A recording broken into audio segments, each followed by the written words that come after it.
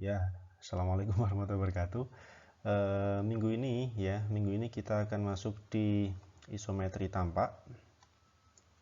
Sebelumnya kalian sudah belajar tentang isometri ya. Isometri itu gimana? Kalian sudah praktek di gambar yang sebelumnya, yaitu perabot ya waktu itu ya. Nah, sekarang bedanya adalah yang diisometrikan adalah bangunan kalian, rumah tinggal kalian kemarin. Jadi tetap mengacu pada denah dan tampaknya. Karena ini isometri tampak, jadi nanti yang ditampakkan adalah permukaannya ya, permukaan atau tampak-tampak yang terlihat di bangunan kalian itu diisometrikan ya. Jadi ini pasti akan lebih kompleks, tapi pada dasarnya prinsipnya sama, tetap menggunakan sudut 30-30 ya, 30-30 itu tetap digunakan, namanya juga isometri. Nah, sedangkan tujuannya adalah untuk kita memberikan gambar 3 dimensi, tapi tetap mata kita ini bisa melihat penampakan bangunannya secara detail dan secara utuh gitu ya. Saya jelaskan lebih. Nah, di isometri projection kan seperti itu ya. Jadi berprinsip pada 30-30 derajat, kanan kiri 30-30.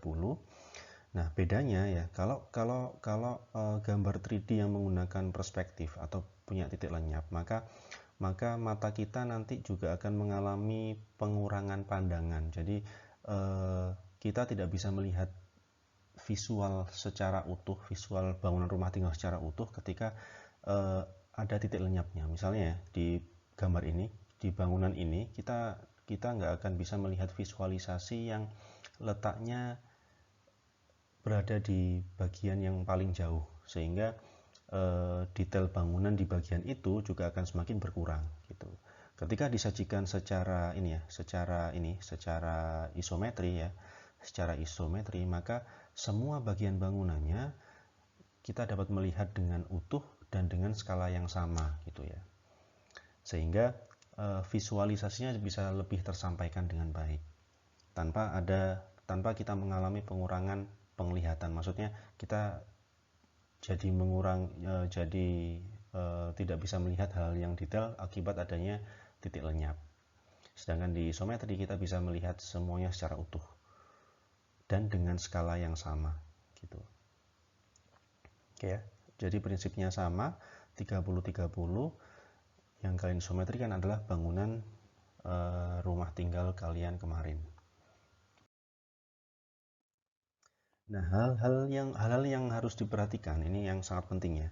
Jadi yang pertama, ini juga berdasarkan evaluasi dari beberapa tugas yang sebelumnya.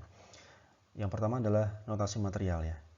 Kita sudah belajar notasi material di awal, sehingga nanti ini harus muncul di isometri tampak. Misalnya di sana ada notasi material genteng ya, material genteng. Kalian gambar gentengnya bentuknya seperti apa dan ukurannya bagaimana. Ukurannya seberapa besar gitu ya. Semua material yang terlihat di bangunan rumah tinggal kalian. Misalnya di pintu ada notasi material kayu, kasih kayu, ada batu bata, kasih batu bata, ada material genteng, kasih material genteng, dan seterusnya. Kemudian penggunaan tebal tipis garis ini juga penting.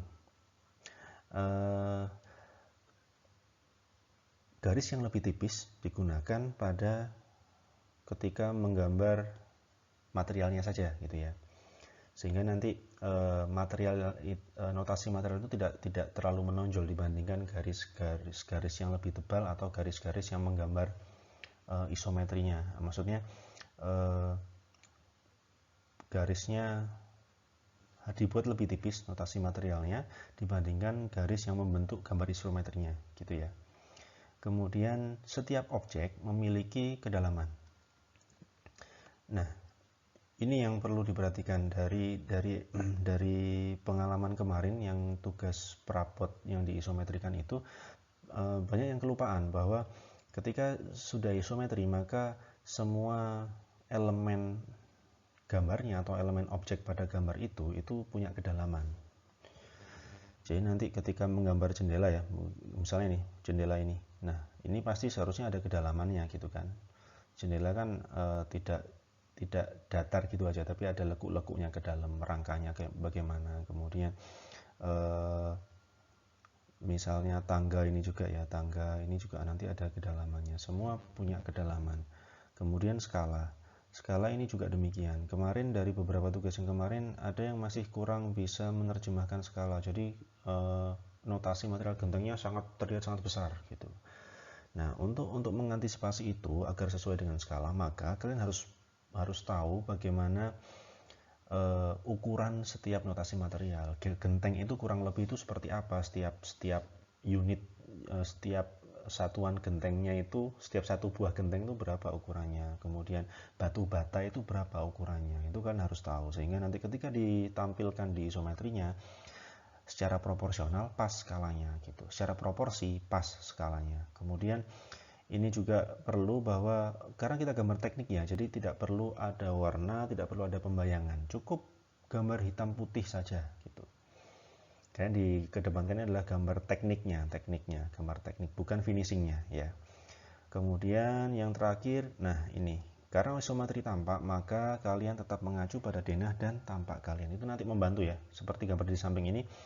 Untuk bisa memvisualisasikan tampak depan, maka kalian harus punya tampak depannya gimana.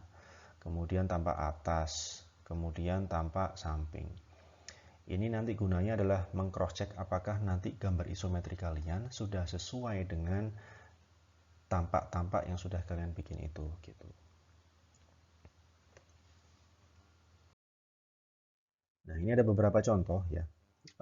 Ini saya ambil dari Instagramnya arsitek Ivan Priyatman. Kalian sepertinya harus follow ya, karena beliau ini menyajikan karya-karya arsitekturnya secara isometri maupun aksonometri gitu ya. Tapi kebanyakan akso sih.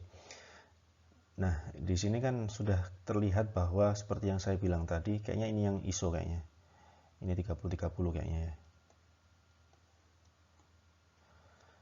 Jadi ketika kita memvisualisasikan karya kita dalam bentuk isometri seperti ini, maka kita bisa melihat secara utuh dan detail setiap elemen bangunannya, materialnya dan bentuk-bentuknya gitu ya. Kita bisa tetap melihat secara detail juga. Jadi tidak ada bagian bangunan yang terkurangi atau berubah ukuran karena adanya titik lenyap gitu. Sehingga kita bisa melihat di sini tuh ada apa, ada kaca ternyata di sini, kemudian di sini juga ada, kemudian oh ternyata di sini ada kolam, kemudian di sini ada bukaan banyak, kemudian apalagi ya, pokoknya bagian-bagian belakang yang biasanya tidak terlihat ketika kita menggambar di perspektif yang ada titik lenyapnya, itu di sini di gambar isometri masih terlihat jelas gitu. Nah, kemudian satu hal lagi yang penting ya, ketika kalian sudah mulai sekolah di arsitektur ya, kalian juga harus wajib follow akun-akun Instagramnya arsitek-arsitek terkenal, Andi Rahman, kemudian Ivan Priyatman ini, atau Deform gitu ya, atau luar negeri Zaha Hadid, Norman Foster, kemudian Big ya. Karena kalian pasti sekarang ini kan zamannya internet ya, dan kalian pasti punya Instagram, sehingga nanti di timeline kalian di beranda kalian itu yang keluar tuh ya karya-karya arsitektur. Ini juga sangat membantu untuk ketika nanti kalian sudah masuk di DAI 1, 2, 3, 4, 5, 6 gitu ya. Oke, nah kemudian ini saya akan sedikit memberikan apa ya, teknik ya, tutorial yang biasanya dibutuhkan dan mahasiswa mengalami kendala ketika menggambar isometri. Ketika kan menggambar isometri kemarin lebih cenderung pada bidang-bidang yang lurus, misalnya seperti itu, yang perabot ya. Nah, ketika menggambar isometri bangunan rumah tinggal, biasanya yang terkendala adalah bagaimana sih menggambar atap yang miring. Nah, itu nanti garisnya ikut mana gitu ya. Ini saya contohkan. Misalnya ini adalah bangunan dinding kalian ya, bangunan rumah tinggal kalian. Yang belum digambar adalah atapnya. Nah, satu hal yang kalian perlu tahu sebelum menggambar atapnya ini adalah berapa sih ketinggian puncak tertinggi atap kalian. Itu yang kalian harus tahu. Jadi kemudian kalian tarik ya, kalian tarik garis tengahnya. Kemudian dari sini sudah ketemu tengah. Nah, ini adalah tingginya. Tingginya ini berapa? Ini juga tingginya berapa? Ketika sudah tahu tingginya, maka tinggal dihubungkan antara titik yang ini dengan titik yang ini. Gitu. Dihubungkan, seret. Ini kemudian sisi yang sini juga. Ini kalau atapnya adalah atap plana biasa. Seret dihubungkan. Kemudian kalian gambar ini, genteng-gentengnya kalian gambar. Nah, kalau misalnya atap di bangunan rumah tinggal saya ada sosorannya. Nah, tinggal meneruskan ini. Meneruskan dia seberapa? Kalian cari tahu ini berapa dulu jaraknya. Yang ini ya. Ini jaraknya berapa gitu. Sehingga kalian tahu nanti seberapa panjang sosoran kalian gitu. Tinggal diteruskan aja garis-garis miringnya ini. Gitu. Ini kalau bentuk atap plana biasa ya. Kemudian kalau ada gambar kalian yang menggunakan atap. Nah, kalau atap kalian adalah atap perisai ya, maka yang perlu kalian tahu adalah sama ya. Kalian juga harus perlu tahu berapa tinggi atap kalian gitu ya. Atap tertinggi, puncak tertingginya berapa meter gitu ya. Kemudian yang juga perlu diketahui adalah jarak ini nih. Sebenarnya yang pertama kita tetap gambar garis tengahnya dulu. Kemudian kalian perlu tahu jarak ini. Kalau atap perisai itu kan bentuknya seperti ini kalau dari sampingnya. Kurang lebih seperti ini. Kalau dari samping seperti ini. Kalau dari atas dia bentuknya seperti ini.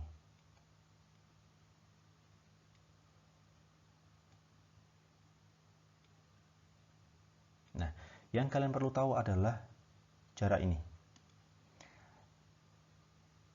Jarak ini tuh berapa? Ini loh. Ini tuh berapa ini? Jarak ini tuh berapa? Atau kalau dari tampak atas jarak ini tuh berapa? Jarak yang ini. Gitu. Nah, ketika diaplikasikan di sini, maka ketika kalian tahu jarak ini berapa, misalnya di sini, di sini adalah 2 meter jaraknya. Kemudian kalian gambar, ini adalah ketinggian atapnya. Di sini juga, di sini 2 meter. Kalian gambar ketinggian atapnya. Kemudian dari titik ini, kalian hubungkan masing-masing. Ini ke sini. Kemudian dari sini ke sudut-sudutnya sini. Dari sini ke sudut-sudutnya. Nah, gitu ya. Ini sudah menunjukkan atap perisai. Kemudian kalian gambar genteng-gentengnya. Kalau ada sosoran sama, kalian tinggal meneruskan garis miringnya ini seberapa. Sosorannya seberapa. Kalian perlu tahu nanti sosoran ini tuh yang sini tuh berapa meter gitu kan ya. Gitu. Oke ya. Sudah jelas, biasanya itu yang sering menjadi kendala. Dan intinya apabila kita mengalami atau gambarnya ada garis-garis miring yang tidak sesuai dengan garis miring 30-30-nya itu, tetap yang harus dilakukan adalah menggunakan garis bantu dulu gitu.